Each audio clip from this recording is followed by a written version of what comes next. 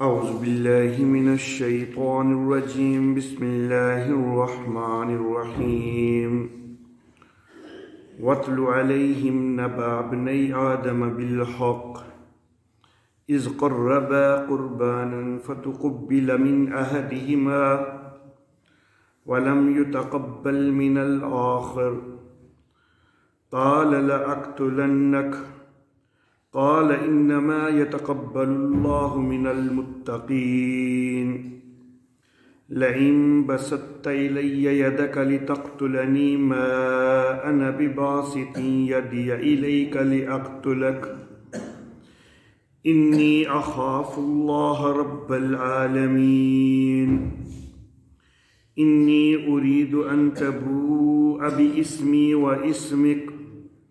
فتكون من أصحاب النار وذلك جزاء الظالمين فطوعت له نفسه قتل أخيه فقتله فأصبح من الخاسرين فبعث الله غرابا يبحث في الأرض ليريه كيف يواري سوءة أخيه قال يا ويلتى أعجزت أن أكون مثل هذا الغراب فأواري سوءة أخي فأصبح من النادمين صدق الله مولانا العلي العظيم وبلغنا نبيه ورسوله الكريم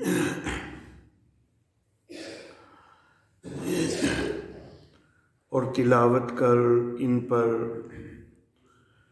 خبر آدم علیہ السلام کے دو بیٹوں کی حق کے ساتھ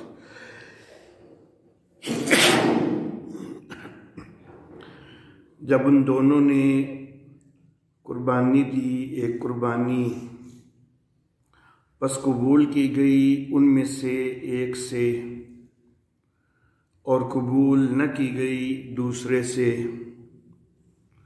وہ کہنے لگا میں تجھے قتل کر دوں گا اس نے کہا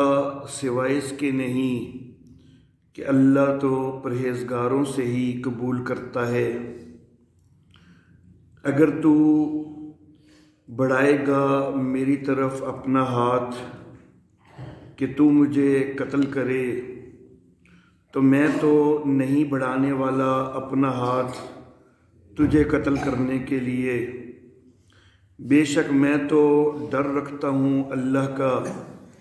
جو جہانوں کا رب ہے بے شک میں تو چاہتا ہوں کہ تو اپنے سر لے لے میرا گناہ بھی اور اپنا گناہ بھی پس تو ہو جا جہنم والوں میں سے اور یہ بدلہ ہے ظالموں کا پس آمادہ کیا اس کو اس کے نفس نے اپنے بھائی کے قتل پر پس اس نے اس کو قتل کیا پس وہ ہو گیا نقصان والوں میں سے پس بھیجا اللہ نے ایک کوا کھود رہا تھا زمین کو کہ دکھلائے اس کو کہ کس طرح چھپائے اپنے بھائی کی لاش کو کہنے لگا ہائے میری خرابی کیا میں عاجز ہو گیا اس سے کہ میں اس کوے جیسا ہی ہو جاتا کہ میں اپنے بھائی کی لاش کو تو چھپا لیتا پس ہو گیا وہ ندامت کرنے والوں میں سے محترم احباب سیدنا آدم علیہ الصلاۃ والتسلیمات کے حوالہ سے آج ہمارا یہ 13واں درس قرآن حکیم ہے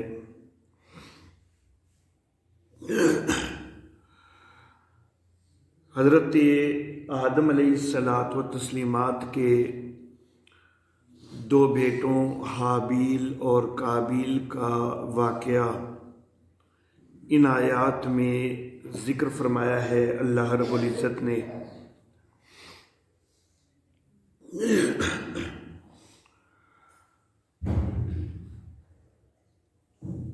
یہ جو واقعہ پیش آیا، قرآن حکیم نے اس حد تک ذکر کیا ہے کہ 2 بیٹوں نے قربانی کی تھی، ایک کی قربانی قبول ہو گئی، دوسرے کی قربانی قبول نہ ہوئی، تو وہ اپنے بھائی کے قتل کے درپے ہو گیا اور پھر اس نے اپنے بھائی کو قتل بھی کر دیا۔ یہ قربانی کیوں کی گئی تھی، اس کا کوئی پس منظر قرآن حکیم میں کوئی ذکر نہیں ہوا، کسی صحیح حدیث کے اندر بھی اس کا کوئی پس منظر ذکر نہیں ہے۔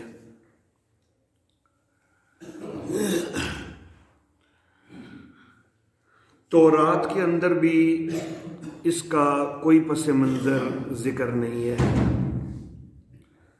تورات میں بھی جو بات شروع ہوتی ہے تو وہ قربانی کے ذکر سے ہی شروع ہوتی ہے، اس کا کوئی اور پس منظر وہ تورات میں بھی موجود نہیں ہے۔ البتہ بائبل کی جو قدیم تشریحات ہیں، مدراش وغیرہ، ان کے اندر ایک چیز ان تشریحات میں لکھی ہوئی ہے کہ یہ جو قربانی کی گئی تھی تو اس کا پس منظر وہ شادی کا معاملہ تھا۔ تفصیل اس کی کچھ یوں ذکر کی جاتی ہے کہ سیدنا آدم علیہ الصلاۃ و تسلیمات اور سیدہ حوا رضی اللہ تعالی عنہا، ان کی جب بھی کوئی اولاد پیدا ہوتی تھی تو ایک حمل کے اندر 2 بچے پیدا ہوتے تھے، ایک بیٹا اور ایک بیٹی، جڑواں بچے ہر حمل میں پیدا ہوتے تھے۔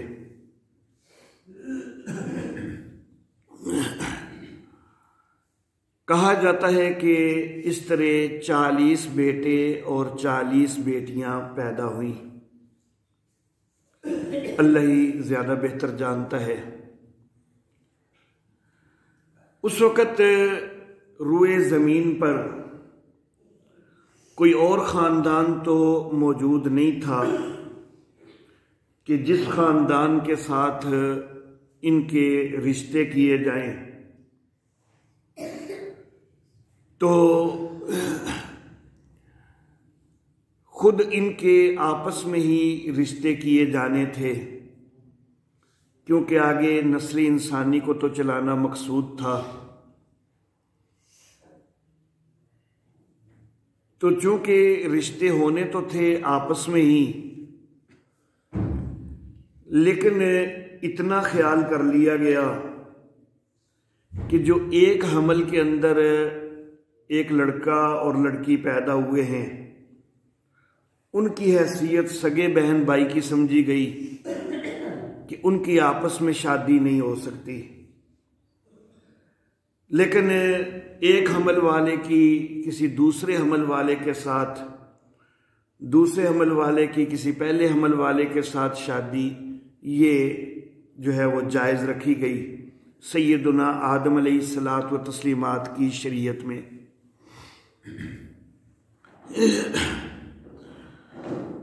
سب سے پہلا بیٹا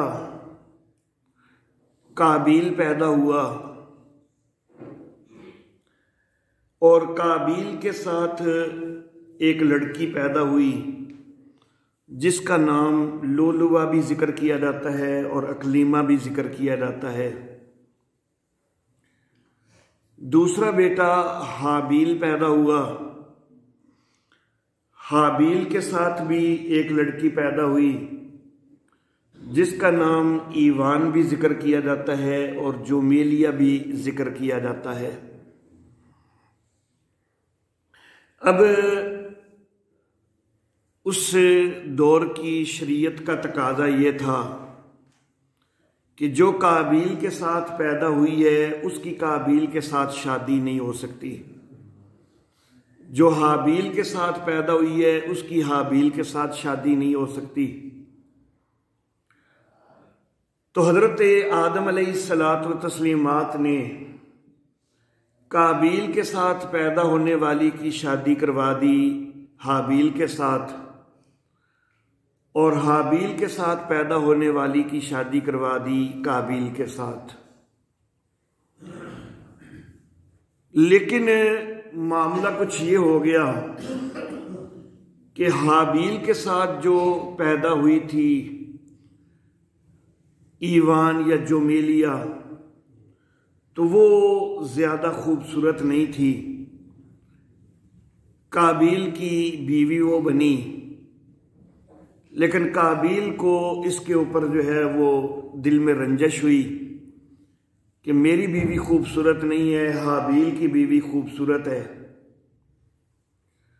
تو قابیل نے چاہا کہ حابیل جو ہے وہ اپنی بیوی کو طلاق دے دے اور اس کی شادی میرے ساتھ ہو جائے۔ حابیل اس کے لیے تیار نہ ہوا، اور شریعت کا تقاضا بھی یہی تھا کہ حابیل کے زوجیت میں ہی اس کو رہنا مناسب تھا، قابیل کی زوجیت میں اس کا آنا مناسب نہیں تھا۔ تو بہرحال اس بات پر جھگڑا کھڑا ہو گیا۔ جس وقت یہ جھگڑا کھڑا ہو گیا تو پھر آپس میں یہ طے کیا گیا کہ چلو دونوں قربانی کرتے ہیں، جس کی قربانی قبول ہو جائے گی اس کی بات مان لی جائے گی۔ اگر حابیل کی قربانی قبول ہو گئی تو پھر جس طرح پہلے رشتے ہو چکے ہیں اسی طرح برقرار رہیں گے، تبدیلی نہیں کی جائے گی۔ لیکن اگر قابیل کی قربانی قبول ہو گئی تو پھر قابیل کی بات مانی جائے گی، اور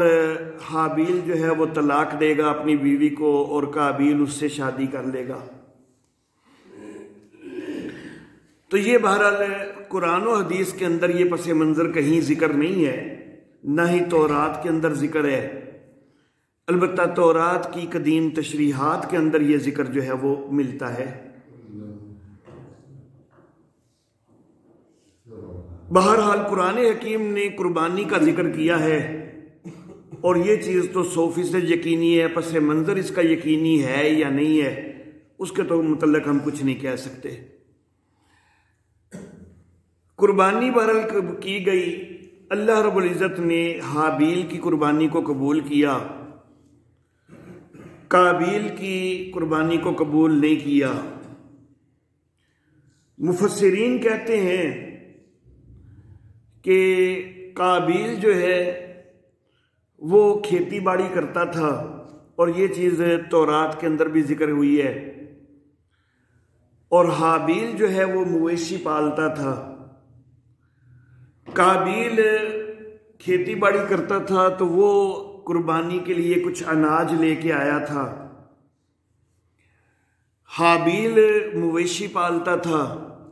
تو وہ قربانی کے لیے جانور لے کے آیا تھا۔ تو مفسرین کا کہنا ہے کہ قابیل کے اندر چونکہ خلوص موجود نہیں تھا، اور اس کے اندر آخرت کی بجائے دنیا کی محبت جو ہے وہ زیادہ آگے بڑھی ہوئی تھی، تو اس نے قربانی کے لیے جو اناج بھی نکالا تو وہ جو گھٹیا قسم کا، خراب قسم کا تھا، تو وہ لے آیا قربانی کے لیے، جبکہ حابیل جو ہے وہ اللہ کی رضا کو مقدم رکھنے والا تھا۔ تو اس نے جس وقت اپنے جانوروں میں سے انتخاب کیا قربانی کے لیے تو اعلیٰ جانور کا انتخاب کیا۔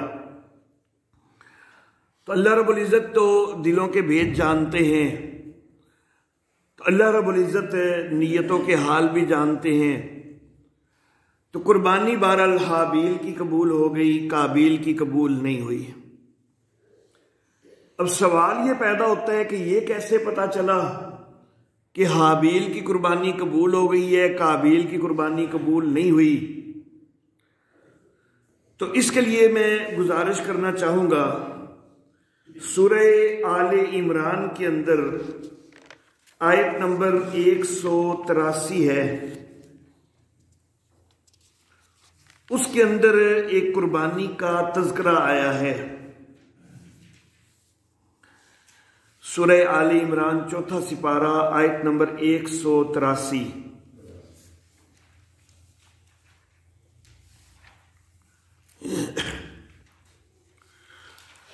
اللہ رب العزت فرماتے ہیں کہ الذین قالوا ان اللہ عہد الینا، وہ لوگ کہ جنہوں نے یہ کہا کہ بے شک اللہ نے تو ہم سے یہ عہد لیا کہ اللہ نؤمن لرسول، کہ ہم کسی رسول پر ایمان نہیں لائیں گے، حتی یاتینا بقربان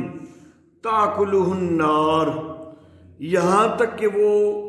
ہمارے پاس ایسی قربانی لائے کہ جس کو آگ کھا جائے۔ تو اس قربانی کا تذکرہ کیا گیا ہے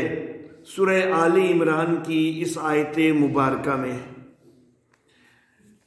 تفصیل اس کی یہ ہے کہ سابقہ شریعتوں کے اندر قربانی کا ایک طرز رائج تھا، جس کے لیے سوختنی قربانی کی اصطلاح استعمال کی جاتی ہے۔ وقت کا جو نبی ہوتا تھا اس کو ایک مقام بتا دیا جاتا تھا، ایک جگہ بتا دی جاتی تھی کہ یہ جگہ قربانی کی جگہ ہے۔ ہماری شریعت میں تو پوری زمین میں جہاں پر مرضی کوئی چاہے قربانی کرے، لیکن سابقہ شریعتوں میں قربانی کے لیے ایک مخصوص مقام ہوتا تھا جو وقت کے نبی کو بتلا دیا گیا ہوتا تھا اللہ رب العزت کی طرف سے وحی کے ذریعے۔ تو جس نے جو چیز قربانی کے لیے لانی ہے،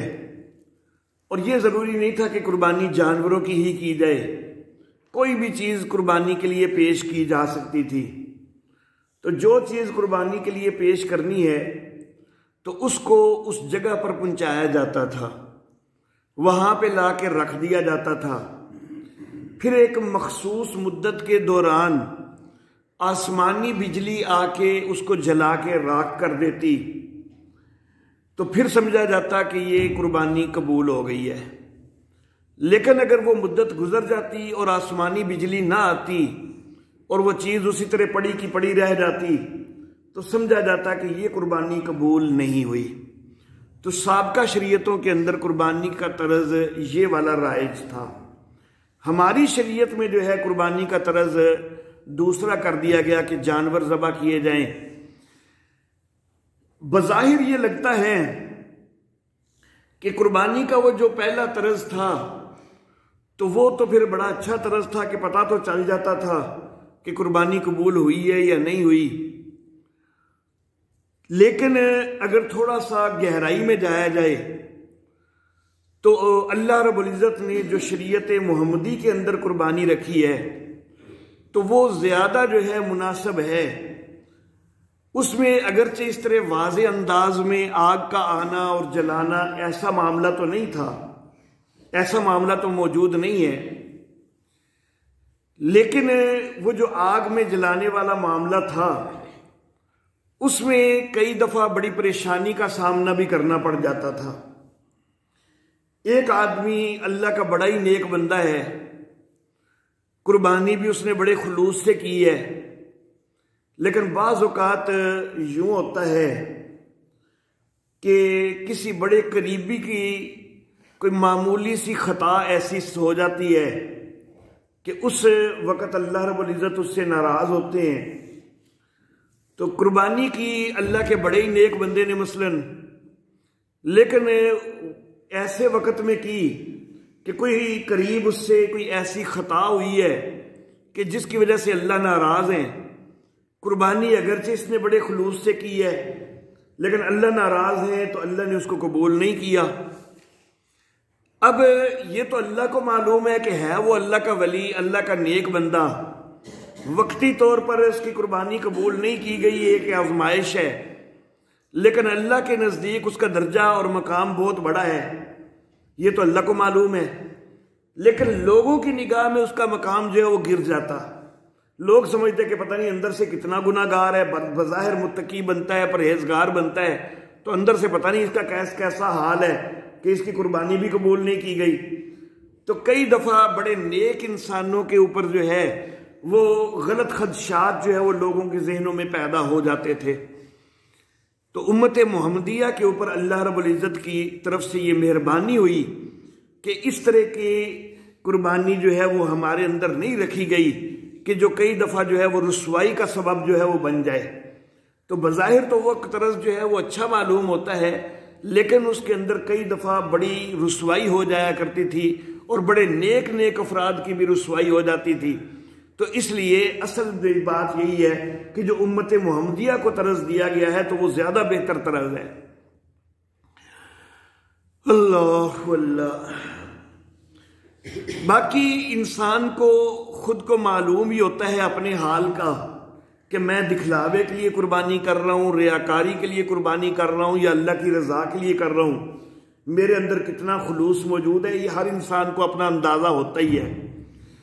اور اس سے بندے کو پتہ چل جاتا ہے اگر خلوص سے کی ہے تو وہ انشاءاللہ ضرور قبول ہوگی، اگر خلوص سے نہیں کی ہے تو وہ قبول نہیں ہوگی۔ تو یہ قبولیت کا جو ہے وہ بندہ خود اندازہ کر ہی لیتا ہے اپنے خلوص سے۔ پھر ہماری قربانی کے اندر گوشت وغیرہ کھانے کی سہولت بھی موجود ہے۔ وہ جو سابقہ دور کی قربانیاں تھیں تو آگ جو ہے وہ جلا کے راکھ کر دیتی، تو اس کو پھر کھانے والے تو صورتحال کوئی نہ رہتی تھی۔ تو بہرحال ہماری جو قربانی کا طرز ہے جو ہمیں اللہ رب العزت نے دیا ہے تو وہ زیادہ بہتر طرز دیا ہے۔ تو بہرحال حابیل نے بہترین قسم کا جانور لا کے قربانی کے لیے رکھا، دوسری طرف قابیل نے جو ہے وہ گھٹیا قسم کا اناج لا کے قربانی کے لیے رکھا۔ تو آسمانی بجلی نے آ کے حابیل کی قربانی کو تو جلا دیا، جس سے پتہ چل گیا کہ یہ قبول ہو گئی ہے، لیکن قابیل کی قربانی جو ہے اس کو قبول نہیں کیا گیا، وہ پڑی کی پڑی رہ گئی۔ اس پر جو ہے وہ قابیل غصے میں آ گیا اور اپنے بھائی کے قتل پہ درپے ہو گیا۔ تورات کی کتاب پیدائش اس کے چوتھے باب کی آیت نمبر 1 سے 16 تک اس کا بیان یوں ہے: اور آدم اپنی بیوی حوا کے پاس گیا اور وہ حاملہ ہوئی اور اس کے قائن پیدا ہوا۔ یہ قابیل جس کو ہم کہتے ہیں اس کو تورات میں قائن کہا گیا ہے۔ تب اس نے کہا مجھے خداوند سے ایک مرد ملا۔ پھر قائن کا بھائی حابل پیدا ہوا، حابیل کو حابل کہا گیا ہے، اور حابل بھیڑ بکریوں کا چرواہا اور قائن کسان تھا۔ چند روز کے بعد یوں ہوا کہ قائن اپنے کھیت کے پھل کا ہدیہ خداوند کے واسطے لایا، اور حابل بھی اپنی بھیڑ بکریوں کے کچھ پہلوٹھے بچوں کا اور کچھ ان کی چربی کا ہدیہ لایا، اور خداوند نے حابل کو اور اس کے ہدیہ کو منظور کیا، پر قائن اور اس کے ہدیہ کو منظور نہ کیا۔ اس لیے قائن نہایت غضبناک ہوا اور اس کا منہ بگڑا، اور خداوند نے قائن سے کہا کہ تو کیوں غضبناک ہوا اور تیرا منہ کیوں بگڑا ہوا ہے؟ اگر تو بھلا کرے تو کیا تو مقبول نہ ہوگا، اور اگر تو بھلا نہ کرے تو گناہ دروازہ پر دبکا بیٹھا ہے اور تیرا مشتاق ہے، پر تو اس پر غالب آ۔ اور قائن نے اپنے بھائی حابل کو کچھ کہا، اور جب وہ دونوں کھیت میں تھے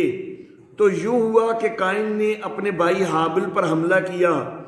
اور اسے قتل کر ڈالا۔ تب خداوند نے قائن سے کہا کہ تیرا بھائی حابل کہاں ہے؟